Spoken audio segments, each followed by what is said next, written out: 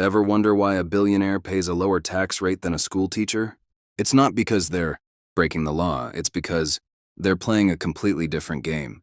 While most Americans are focused on saving money, the wealthy are focused on shielding it. Today, we're breaking down 3 legal tax strategies used by the top 1% that you can actually start using in 2026 to keep more of your hard-earned paycheck.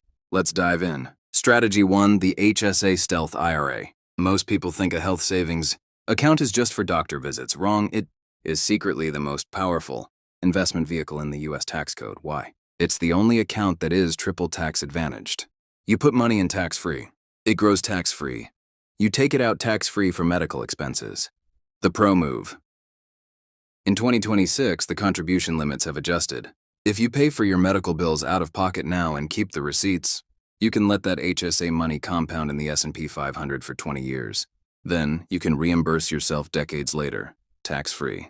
It's effectively a secondary 401k with better rules. To issue 315 strategy. 2. The Augusta Rule. Section 280A. This is a favorite for small business owners and side hustlers. Under the Augusta Rule, the IRS allows you to rent out your primary residence for up to 14 days a year without having to report any of that income. How the wealthy use it. If you have an S-Corp or an LLC, your business can rent your home for a legitimate business meeting or a board retreat. Your business gets a tax deduction for the rent expense, and you receive that rental income personally, tax-free. Just make sure you document the meeting minutes and check the local market rates for a meeting space. Don't overcharge or the IRS will knock on your door. This sounds morbid, but it's how the Forbes 400 stay rich. Taxes are only triggered when you sell an asset, capital gains.